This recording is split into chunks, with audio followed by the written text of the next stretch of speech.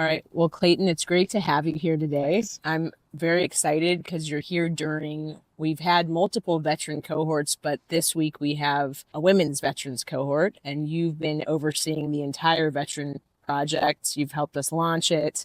For that, I'm very grateful. But I'd love to just start by hearing a little bit about your backstory.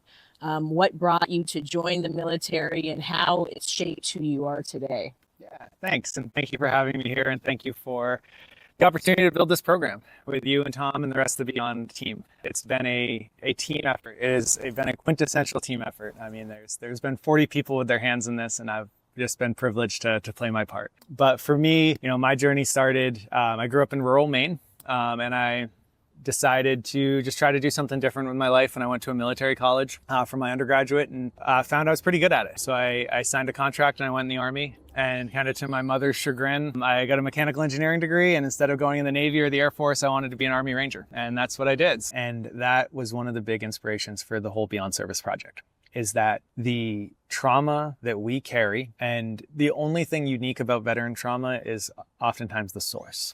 But the manifestation and the end result is not unique to the community. And, possibly the severity and maybe the concentration is unique, but trauma is not unique. And I knew that my trauma and my destructive behaviors affected people I loved. And so without any strings attached and without any sort of expectations of no transactional, my partner came and she came to Beond and she sat with the medicine. And she knew that I was talking with the Beond team about how do we actualize something for veterans. And the day after she came home, prior to even discussing anything about our romantic relationship, she's like, no, we're doing this. I'm building this with you because partners and spouses deserve access to this just as much as the veterans. Veterans have so many programs for them at no cost or low cost, and there's nothing substantial for families. Like, families carry half the burden, if not more. Yeah, I mean, they've been affected by the whole dynamic deeply, and it's very hard when a veteran comes home and has had all this healing, yet the spouse has not. Yeah, so the resentment that begins there of like, great, you went and got your healing and you had your access to something. What about mine? So that inspired the whole entire veteran Beond Service program and the spouse program. Yeah, that was one of the core motivators to discuss this. And, not every veteran is in a situation where they can afford a treatment. And the VA has treatment options, but psychedelic and, plant-based medicines are not in that repertoire. Talk a little bit about why you think Ibogaine works specifically so well for veterans compared to traditional therapies and meds that, usually are given once veterans come home. So Ibogaine is not for everyone. For those that are called to it, it's amazing. But you can't, I try not to take the stance of everyone needs to do it and it's going to fix everyone's problems. For those that are called to it, it does work. From my experience, the meds, I did every sort of CBT and EMDR, like all the acronyms, I had all the prescriptions. Like, look, it's really easy to get amphetamines if you have a brain injury with the VA. And it's really, you can pretty much get any sort of pharmaceutical that you think or your psychiatrist would think would help. For me, they were all masking or numbing agents. None of them actually got to the root cause. And Ibogaine as a tool and the Beond experience as a comprehensive, holistic medicine. So it's not the Ibogaine, it's the whole experience. When that whole experience is put together, you can actually go after the root. And so one of the root cause. So you're saying for the veterans, for Beond Service, the 9-week program that we have from start to finish with all the weeks of coaching before, and then the 8 days or 9 days on site, and then the 4 other weeks afterwards of coaching, the whole comprehensive experience around the medicine is more effective, was more effective, obviously, for you than traditional meds or therapy. 100%. And I'm so happy to say that the cohort, so the Beond Service program with 4 weeks of preparation, 4 weeks of integration, we've been able to do something that many veterans are seeking. And we have teamwork and structure. And like when we get out of the military, that's something that's missing. And a lot of us thrive in that.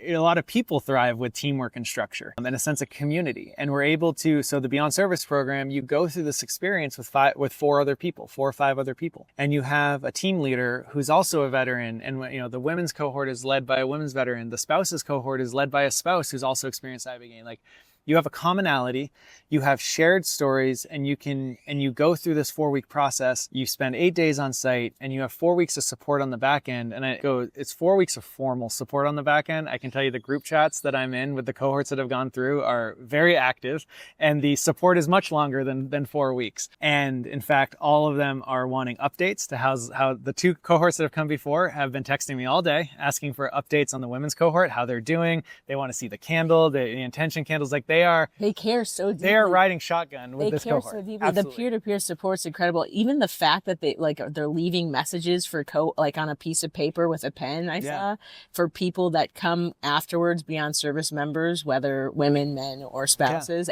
as inspiration. When people arrive here, they can read these notes that say like, just embrace it all, or do this hippie shit. Yeah. Do this embrace the woo-woo shit. Embrace the woo-woo hippie shit coming from career military people. It's very funny, but it works. It works, and it's and I'm so happy. Like I did a little bit of testing before I did my Ibogaine journey, and I am so happy with where I landed and my growth and where I'm going. And the same testing that our cohort 1 and 2 participants have done, they've blown mine out of the water. Talk a little bit about testing. It's AI and some VR. Yeah, so we do, there's 2 primary tests that we do right now. One is a cognitive function. It's kind of a full umbrella cognitive function that looks at things like reaction time and memory, hand-eye coordination. It's much more than just like reading comprehension, cognitive function.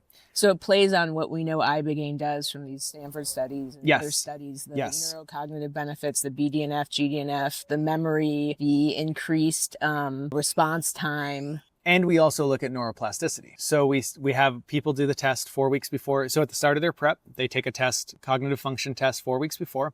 They take one on site after they sit with the medicine, and then they take one at the end of 4 weeks. One of our participants I saw his results, and he has like the clubhouse lead right now, with like a 2.2x increase in his cognitive score, full holistic cognitive score. We're starting to get preliminary data, and we're seeing through our first couple cohorts over a 75% increase in dopamine reuptake. So 75% improvement in dopamine levels, 60% improvement in acetylcholine, which is not directly affected by Ibogaine, 60+% with GABA, and then almost an 80% increase in serotonin. So no wonder you can go through your day not waking up thinking about killing yourself when your brain is not held back chemically.